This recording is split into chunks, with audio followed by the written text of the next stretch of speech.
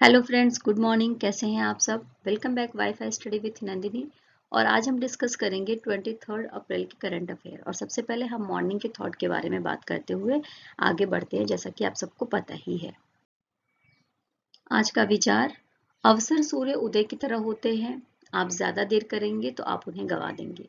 यानी देखिए, जैसे सूर्य के उदय होने का एक पर्टिकुलर टाइम होता है ना। एक पर्टिकुलर टाइम पे सूर्य उदय होता है और पर्टिकुलर टाइम पे सूर्य अस्त हो जाता है। तो इसी तरीके से हमारे पास अवसर भी ऐसे ही सीमित होते हैं। ये पर्टिकुलर टाइम पे ही कभी कभी मिलते हैं, और अगर हम उसको गवा देंगे तो उन अवसरों की वजह से हम पीछे रह सकते हैं, अगर हमने उन्हें गवा दिया तो। और अगर हमने उन अवसरों को पहचान लिया तो धीरे धीरे एक दिन हम सफल हो जाएंगे अपने विकास के पथ पर आगे बढ़ते हुए। तो इसी विचारधारा के साथ में अपने अवसर को पहचानिए, अपनी एबिलिटी, अपनी क्षमताओं को पहचानिए और सफलता की राह पर आगे बढ़ने के लिए कोशिश करते रहिए। फर्स्ट हम बात कर रहे हैं world book and copyright day के बारे में, जो हर साल 23 अप्रैल को मनाया जाता है। और इस बार भी 23 अप्रैल को ही world book and copyright day celebrate किया जाएगा। थीम क्या है? स्वदेशी भाषाएं, यानी इंडिजीनियस लैंग्वेजेस के साथ में 2023 का world book and copyright day मनाया जाएगा। अच्छा, ये क्यों मनाया जाता है? तो स्पेशली पढ़ने लिखने की जो आदत है उसको बढ़ावा देने के लिए। ट्रांसलेशन हम करते हैं और साथ ही कोई बुक है या कुछ भी प्रकाशित करते हैं, कॉपीराइट की सुरक्षा से जो लाभ होता है, इन सब विषयों के प्रति लोगों को जागरूक करने के लिए ये डे मनाया जाता है। सबसे पहली बात कि जो हमारा यूएनओ है ना। तो यूएनओ के अंतर्गत एक संस्था है यूनेस्को, ठीक है, यानी संयुक्त राष्ट्र की ही एक संस्था है यूनेस्को। तो यूनेस्को के अंतर्गत 1995 में संयुक्त राष्ट्र शैक्षिक, वैज्ञानिक और सांस्कृतिक संगठन यानी United Nations Educational Science Scientific and Cultural Organisation की तरफ से 23 अप्रैल को विश्व पुस्तक और कॉपीराइट दिवस मनाया गया था। ये जो दिन है, इस दिन को विलियम शेक्सपियर और इंका गार्सिलसो डे ला वेगा की मृत्यु हुई थी, और उनके मृत्यु की वर्षगांठ का जो दिन है ये 23 अप्रैल, इस दिन को ही चूज किया गया था यूनेस्को के द्वारा विश्व पुस्तक और कॉपीराइट दिवस के रूप में मनाने के लिए। भारत सरकार के बारे में बात कर रहे हैं, जिसने अपने राष्ट्रीय तकनीकी अनुसंधान संगठन यानी नेशनल टेक्नोलॉजी रिसर्च ऑर्गेनाइजेशन का नया अध्यक्ष नियुक्त किया है अरुण सिन्हा जी को। अरुण सिन्हा जी के बारे में बात करें तो ये अभी प्रेजेंट में एनटीआरओ के ही कार्यकारी अध्यक्ष के रूप में काम कर रहे थे, और अब इन्हीं को बना दिया गया है राष्ट्रीय तकनीकी अनुसंधान संगठन यानी एनटीआरओ का अध्यक्ष। अच्छा, एनटीआरओ के बारे में देखिए हम बात कर रहे हैं, जिसकी स्थापना 2004 को करी गई थी। जो प्रधानमंत्री कार्यालय है उसके तहत राष्ट्रीय सुरक्षा सलाहकार विभाग आता है ना। तो राष्ट्रीय सुरक्षा सलाहकार विभाग के तहत ही काम करता है एनटीआरओ यानी राष्ट्रीय तकनीकी अनुसंधान संगठन, जो पूरी तरीके से जो प्रधानमंत्री कार्यालय है और प्रधानमंत्री के प्रति उत्तरदायित्व रखता है और कैबिनेट सचिवालय के अंतर्गत आता है। स्पेशली इसका जो काम क्या है, जैसा कि नाम से ही समझ में आ रहा है, एक खुफिया एजेंसी के रूप में काम करता है, और जो तकनीकी रिसर्च के आधार पर जो खुफिया काम है उसको अंजाम देने का काम करता है। इसका मुख्यालय आपको नई दिल्ली में देखने को मिलेगा, और इसका आदर्श वाक्य क्या है? आदर्श वाक्य है आनो भद्रा कृतवो यंतु विश्वतः, यानी मेरे पास चारों दिशाओं से शुभ समाचार आने लगे हैं। इस आदर्श वाक्य के साथ एनटीआरओ काम करता है। Arun Sinha has been appointed as the new chairman of the National Technical Research Organization by the Government of India, जो पूरी तरीके से किसके लिए रिस्पॉन्सिबल होता है? पूरी तरीके से रिस्पॉन्सिबल होता है प्राइम मिनिस्टर ऑफ इंडिया के लिए, और एक सुरक्षा एजेंसी के रूप में, खुफिया एजेंसी के रूप में काम करता है, तो टेक्निकल डिपार्टमेंट से रिलेट करता है ना। देखिए, बीईएमएल लिमिटेड के नए सीएमडी नियुक्त किया गया है शांतनु राय को। अच्छा, जो बीईएमएल लिमिटेड है ये एक मिनी रत्न कंपनी है और रक्षा मंत्रालय के तहत काम करती है। तो इसके अगले चेयरमैन और मैनेजिंग डायरेक्टर के रूप में चुना गया है शांतनु राय को। देखिए, भारत डायनेमिक्स लिमिटेड के अगले सीएमडी कौन बन गए हैं? तो ए माधव राव बन गए हैं। और ये जो भारत डायनेमिक्स लिमिटेड है, ये रक्षा मंत्रालय के तहत काम करता है, यानी रक्षा मंत्रालय के तहत काम करने वाला एक सार्वजनिक क्षेत्र का उपक्रम है ना। और इसी में ही अभी ये प्रेजेंट में तकनीकी निदेशक थे, और अब इसी डिपार्टमेंट में इन्हें, यानी भारत डायनेमिक्स लिमिटेड में इन्हें सीएमडी बना दिया गया है, ए माधव राव को। थोड़ी सी आवाज मेरी खराब आ रही होगी, तो प्लीज थोड़ा सा मैनेज कर लीजिए। इसरो इसरो हमेशा ही कुछ ना कुछ नया करती रहती है। तो इसरो ने अभी क्या करा है, PSLV C55 मिशन को सफलतापूर्वक लॉन्च कर दिया है 22 अप्रैल को। अभी हमने कुछ दिन पहले ही पढ़ा था कि सिंगापुर के 2 उपग्रह टेलियोस 2 और ल्यूमलाइट 4 को लॉन्च किया जाएगा। स्पेशली हमने टेलियोस 2 के बारे में पढ़ा था कि इसको लॉन्च किया जाएगा PSLV की मदद से। तो उसी को 22 अप्रैल को लॉन्च कर दिया गया है PSLV C55 मिशन के तहत, जो जिसको श्रीहरिकोटा के, जो आंध्र प्रदेश में स्थित है, उसके सतीश धवन अंतरिक्ष केंद्र से इस प्रक्षेपण यान को लॉन्च किया गया है। अब जैसा कि हमने पढ़ा था कि टेल ईओस जो है सिंगापुर का एक उपग्रह है, स्पेशली इसको डिजाइन किया गया है प्राकृतिक आपदाओं से निपटने के लिए, पृथ्वी के अध्ययन करने के लिए। और जो ल्यूमलाइट 4 है, जिसको हम सहयात्री भी कहते हैं, इसको स्पेशली डिजाइन किया गया है जो समुद्र में हलचल होती है, समुद्र के आसपास की जो गतिविधियां होती हैं उसको रिकॉर्ड करने के लिए। और अगर मैं वेट के बारे में बात करूं तो टेलियोस 2 का वेट क्या है, 741 किलोग्राम, यानी 741 किलोग्राम। और ल्यूमलाइट 4 का वेट है 16 किलोग्राम, जिसको सफलतापूर्वक लॉन्च कर दिया गया है PSLV C55 मिशन के तहत इसरो के द्वारा। देखिए, PSLV के बारे में हम बात कर रहे हैं, तो PSLV मतलब polar satellite launch vehicle. Okay, तो जो पोलर सैटेलाइट लॉन्च व्हीकल है, उसने अपनी 57 नंबर की फ्लाइट कंप्लीट करी है, यानी 57 नंबर की उड़ान भरी है PSLV C55 मिशन के तहत। इसरो के बारे में बात कर रहे हैं, हम सबको पता है कि इसरो भारत की एक अंतरिक्ष अनुसंधान संगठन है, और इसकी स्थापना 15 अगस्त 1969 को विक्रम साराभाई के द्वारा करी गई थी। आंध्र प्रदेश के श्रीहरिकोटा के सतीश धवन अंतरिक्ष केंद्र से अपने जो अंतरिक्ष रॉकेट है उसको लॉन्च करता है इसरो, और साथ में ही इसका मुख्यालय बेंगलुरु में है। और इस समय प्रेजेंट में इसके अध्यक्ष कौन है, तो एस सोमनाथ जी हैं। अब हमारे पास जो न्यूज़ है वो स्पेस एक्स से है। हम सब आपको पता है कि जो स्पेस एक्स है वो एलन मस्क की कंपनी है। तो जब इस कंपनी ने दुनिया का सबसे पावरफुल लॉन्च व्हीकल बनाया था, तो जब इस व्हीकल को लॉन्च किया जा रहा था, इस रॉकेट को लॉन्च करा जा रहा था, परीक्षण किया जा रहा था, और परीक्षण के दौरान जब इस रॉकेट ने उड़ान भरी, तो उस समय टेक्सास के ब्राउन्सविले के पास ही जाकर फट गया था। अच्छा, इसके इंजन में जो लिक्विड यूज करा गया था, तो वो क्या था, तो वो मीथेन था, लिक्विड फॉर्म में था मीथेन, और साथ में ही लिक्विड ऑक्सीजन का इस्तेमाल किया गया था। तो ये जब इसका इस्तेमाल किया जा रहा था, इसका परीक्षण किया जा रहा था, उसी समय ये फट गया है। और आपको बता दूं कि स्पेशली ये जो योजना बनाई गई थी स्पेसएक्स के द्वारा, तो ये बनाया गया था कि इस व्हीकल के माध्यम से क्रू और कार्गो दोनों को ले जाया जाएगा पृथ्वी की कक्षा तक, चंद्रमा तक, मंगल ग्रह तक, और या फिर उससे भी आगे ले जाने का प्रयास था स्पेस एक्स का।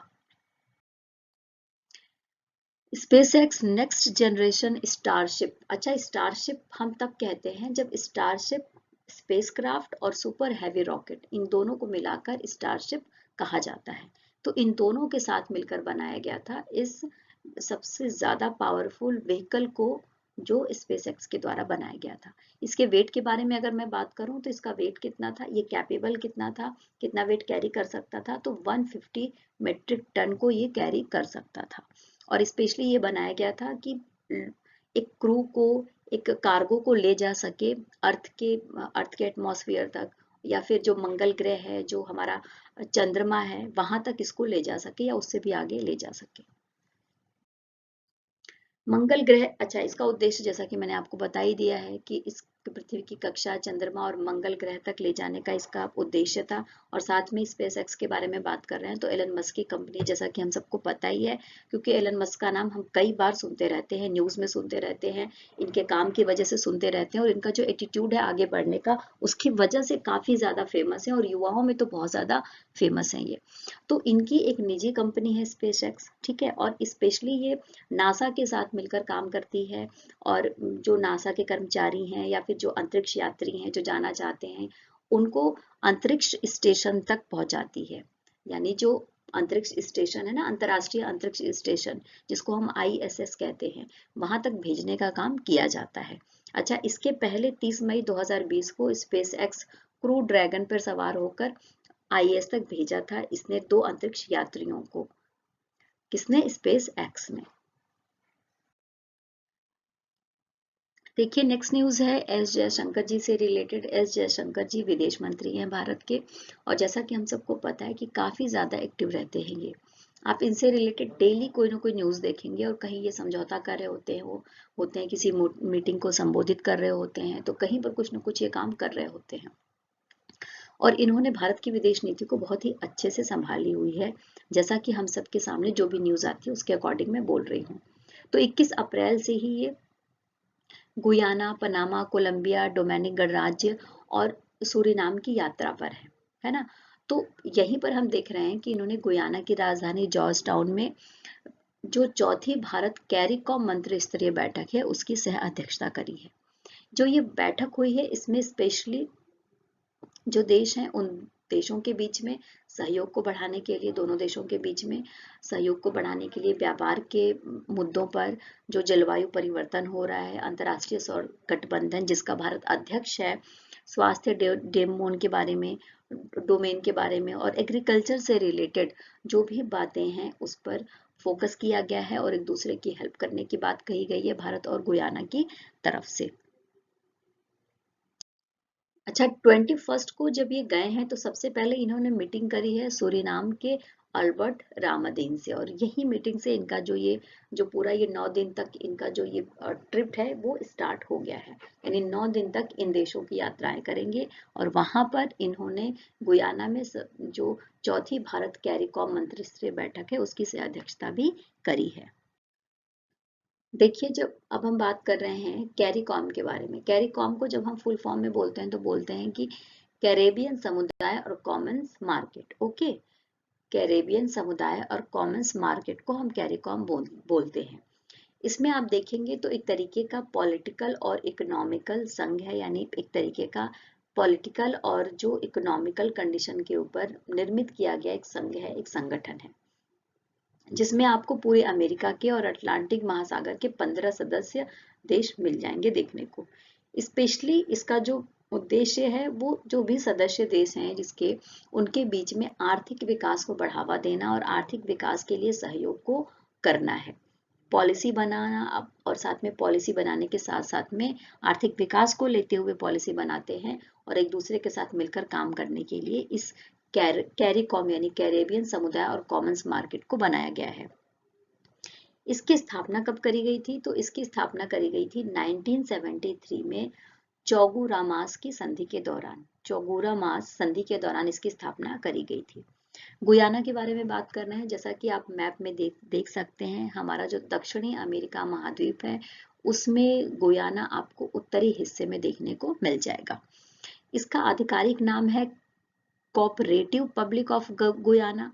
प्रधानमंत्री यहाँ पे मार्क फिलिप्स हैं, राष्ट्रपति मोहम्मद इरफान अली हैं, राजधानी यहाँ पर जॉर्ज टाउन है, और मुद्रा यहाँ पर गयानीज डॉलर है। अमेरिकी राष्ट्रपति कौन है? तो जो बाइडन है। जो बाइडन के द्वारा पर्यावरणीय न्याय के लिए एक आदेश पर हस्ताक्षर करा गया है। पर्यावरणीय न्याय का सीधा सा मतलब है कि पर्यावरण से रिलेटेड जो अमेरिका में जो मुद्दे हैं उस पर चर्चा की जाएगी। इसके लिए वॉशिंगटन में एक अलग से विभाग भी बनाया जाएगा जो उस काम को देखेगा जो सरकार जिस तरीके का आदेश दे रही है उस तरीके के काम को करवाया जाएगा पूरे अमेरिका में। और स्पेशली मैं बता दूं तो पर्यावरण न्याय को बढ़ावा देने के लिए ही ऐसा किया गया है। यानी जो पर्यावरण क्षति हो रही है जो प्राकृतिक आपदाएं आ रही हैं या पर्यावरण से रिलेटेड जो आपदाएं आ रही हैं उसको किस तरीके से निपटा जाए, इन सब विषयों पर नियम बनाना, नीति बनाना, पॉलिसीज बनाना, और उसके लिए काम करने के लिए ही पर्यावरणीय न्याय का जो आदेश है वो दिया गया है अमेरिकी राष्ट्रपति जो बाइडेन के द्वारा। On April 21st, US President Joe Biden signed an executive order on environmental justice. देखिए, अब हम बात कर रहे हैं प्रधानमंत्री पुरस्कार के बारे में जो दिया गया है पीएम गति शक्ति राष्ट्रीय मास्टर प्लान को। और ये जो पीएम गति शक्ति राष्ट्रीय मास्टर प्लान है ये किस विभाग के तहत आता है? तो आंतरिक व्यापार और संवर्धन विभाग के तहत आता है। तो ये जो इनिशिएटिव लिया गया है पीएम गति शक्ति राष्ट्रीय मास्टर प्लान, इसको ही प्रधानमंत्री पुरस्कार प्रदान किया गया है। पीएम गति शक्ति पहल के बारे में अगर बात करें तो पहली बार इसका जो मोटिव था, इसका मोटिव है कि आर्थिक विकास को बढ़ावा देना और सतत विकास को बढ़ावा देना। और जब आर्थिक विकास को बढ़ावा देंगे, सतत विकास को बढ़ावा देंगे, तो निश्चित सी बात है कि जो हमारा इंफ्रास्ट्रक्चर है, जो हमारा बेसिक इंफ्रास्ट्रक्चर है, उसमें सुधार की जरूरत आएगी। तो इसी सुधार को ध्यान में रखते हुए 13 अक्टूबर 2021 को पीएम गति शक्ति पहल को लॉन्च किया गया था। और इसी के अंतर्गत जो पीएम गति शक्ति राष्ट्रीय मास्टर प्लान है, पीएम गति शक्ति राष्ट्रीय मास्टर प्लान जिसको प्रधानमंत्री पुरस्कार दिया गया है, उसको 21 अक्टूबर 2021 को लॉन्च किया गया था। कब लॉन्च किया गया था? 21 अक्टूबर 2021 को लॉन्च किया गया था। Prime minister Narendra Modi on 21st April presented an award for excellence in public administration to the PM गति शक्ति नेशनल मास्टर प्लान यानी NMP इनिशिएटिव। ओके है जी। अच्छा, आप देख लो कि कौन कौन से जो हम बात कर रहे हैं पीएम गति शक्ति जो प्लान है उसमें 7 इंजन के बारे में बात की गई है। यानी जो पीएम गति शक्ति का जो इनिशिएटिव है वो 7 इंजनों के माध्यम से चलेगा। वो 7 इंजन क्या डिसाइड किए गए थे? रेलवे, सड़कें, बंदरगाह, जलमार्ग, हवाई अड्डा, जन परिवहन और लॉजिस्टिक इंफ्रास्ट्रक्चर। तो आप देख रहे हैं कि जो इसमें मैक्सिमम है वो कनेक्टिविटी बढ़ाने के ऊपर बात की गई है। यानी किस तरीके से एक क्षेत्र को दूसरे क्षेत्र से जोड़ा जाएगा। तो उस कनेक्टिविटी को बढ़ाने के लिए जो इंफ्रास्ट्रक्चर है उसमें सुधार किया जाएगा इन 7 इंजन से रिलेटेड, है ना। तो जैसा कि हम देख रहे हैं तो एक तरीके से बुनियादी ढांचा भारत का जो है उसमें सुधार किया जाएगा और इस बुनियादी ढांचे में सुधार करके ही आर्थिक विकास हो सकता है और सतत विकास हो सकता है। और इसका कहीं न कहीं असर हमारे देश की अर्थव्यवस्था पर पड़ेगा, तो अर्थव्यवस्था भी बढ़ने लगेगी, रोजगार की वृद्धि होगी। देखिए, अब हम बात कर रहे हैं मिनिस्ट्री ऑफ सिविल एविएशन के बारे में जिसने उड़ान 5.0 लॉन्च करा है। जिसका उद्देश्य क्या है कि बिल्कुल दूर दराज वाले जो इलाके हैं वहां पर जो क्षेत्रीय इलाके हैं, हमारे जो रीजनल इलाके हैं, उनको हवाई जहाज के माध्यम से कनेक्टिविटी प्रोवाइड कराना, है ना, हवाई संपर्क को बढ़ावा देना। और इसके लिए उड़े देश का आम नागरिक जिसको हम उड़ान कहते हैं उसके 5वें चरण की शुरुआत करी गई है, यानी 5.0 लॉन्च करा गया है नागरिक उड्डयन मंत्रालय की तरफ से। अच्छा, ये जो उड़ान का ये जो चरण है, यानी ये जो 5.0 लॉन्च करा गया है, इसके तहत श्रेणी 2 और श्रेणी 3 पर आधारित है। यानी जो हवाई जहाज होंगी उसमें 20 से 80 सीटें होंगी और तीसरी वाली श्रेणी में 80 जो सीटें होंगी। इस तरीके से करा गया है। और साथ ही जो 600 किलोमीटर की सीमा को समाप्त कर दिया गया है। यानी पहले चरण में ये था कि 600 किलोमीटर की सीमा होनी ही होनी चाहिए, तो ये जो पर्टिकुलर जो सीमा है इसको समाप्त कर दिया गया है। यानी 600 से ज्यादा भी हो सकती है, 600 से भी कम हो सकती है। इस तरीके से स्टार्ट किया गया है 5.0 को, जो भारत के बिल्कुल दूर दराज इलाकों को और जो बिल्कुल क्षेत्रीय इलाके हैं जहां पर हवाई संपर्क बनाने की जरूरत है वहां तक उड़ान भरी जाएगी उड़ान स्कीम 5.0 के तहत। अच्छा, इसके साथ ही जो भी एयरलाइन इस रूट पर चलाई जाएगी 5.0 के तहत, तो उनको 4 मंथ के अंदर ही अपनी जो जो ऑपरेशन है वो स्टार्ट करना पड़ेगा, यानी उनको उड़ान भरनी पड़ेगी 4 महीने के भीतर ही। पहले ये लिमिट 6 महीने थी, बट इसको घटाकर क्या कर दिया गया है, 4 महीने कर दिया गया है। ठीक है, देखिए अब हम बात कर रहे हैं उड़ान स्कीम के बारे में। 2016 में इसको स्टार्ट किया गया था नागरिक उड्डयन मंत्रालय के तहत, और स्पेशली उड़ान का मतलब होता है उड़े देश का आम नागरिक।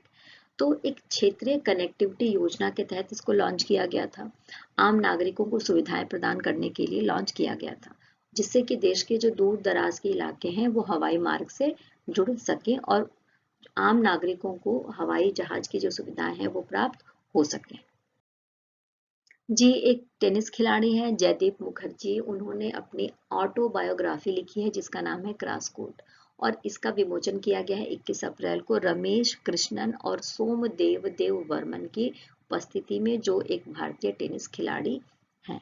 अच्छा, ये जो क्रॉस कोर्ट रिलीज करा गया है, विमोचन किया गया है जयदीप मुखर्जी जी की, इसमें इन्होंने अपने जीवन की सभी पहलुओं पर चर्चा करी है, और अपनी जो भी सफलताएं हैं, असफलताएं हैं, और उनका जो टेनिस खिलाड़ी थे उनके साथ में क्या रिश्ते थे, उनकी क्या यात्राएं थी, कहाँ पर उनको किस तरीके का एक्सपीरियंस हुआ, इन सभी बातों का उल्लेख इस पुस्तक में करा गया है।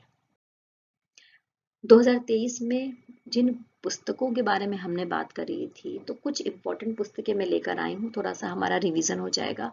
तो देखिए, डॉक्टर M.N. हसन के द्वारा लिखा गया था war and women. Anirudh Bhattacharya ji के द्वारा लिखा गया था Basu Chatterjee and middle of the road cinema. Piyush Babole के द्वारा लिखा गया था गांधी सियासत और संप्रदाय, बहुत ज्यादा फेमस बुक हो गई है ये। पीयूष बाबोले की बुक है गांधी सियासत और संप्रदाय। दार्जिलिंग के लेखक हैं लेखनाथ छेत्री, उनकी बुक थी फुलंगे। अनुराग बेहर की बुक थी a matter of the heart education in India. Rachna Bisht Rawat की बुक थी Bipin the man behind the uniform. जो हमारे पहले CDS थे ना, उनके बारे में बुक थी, बिपिन रावत, उनके बारे में। KM Chandrashekhar, is as good as my word, as good as my word, KM Chandrashekhar द्वारा लिखी गई थी।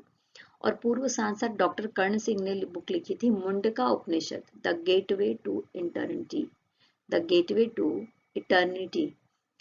इसके बाद नंदिनी दास ने लिखी थी courting India, England, Mughal India and the origin of empire. Nandini Das के द्वारा लिखी गई बुक थी। तो ये कुछ इंपॉर्टेंट बुक्स हैं जो हमने पढ़ी थी 2023 की स्टार्टिंग में या 2022 के लास्ट वाले टाइम पीरियड में। इस सेशन में इतना ही। जैसा कि आप सबको पता है कि हमारा जो भी कंटेंट है उसको टेलीग्राम के लिंक पर शेयर कर दिया जाता है PDF के फॉर्म में। तो अगर आप स्टूडेंट हैं, अपने नोट्स बना रहे हैं, तो वहां पर जाकर अपने नोट्स प्रिपेयर कर सकते हैं, क्योंकि मैंने आपको पहले ही बताया है कि स्लाइड हमारे पास एक होती है, बट क्वेश्चन उसमें से 3 या 4 फ्रेम हो सकते हैं, है ना। और बाकी जो इम्पोर्टेंट क्वेश्चन रहता है उसको मैं बताती चलती हूँ कि ये क्वेश्चन आ सकता है एग्जाम में, मोस्ट इम्पोर्टेंट क्वेश्चन है। साथ में ही आप मेरे साथ बने रहिए। चैनल को प्लीज लाइक करना मत भूलिए, सब्सक्राइब जरूर से कर दीजिए, और शेयर करिए ज़्यादा से ज़्यादा, ताकि जिन लोगों को इस तरीके के कंटेंट की ज़रूरत है उन तक पहुंच पाए। फिर से कल मुलाकात होगी इसी प्लेटफॉर्म पर, इसी जगह पर। मेरा नाम नंदिनी सिंह है। फिर से कल मिलूंगी, तब तक के लिए take care and bye bye, good day.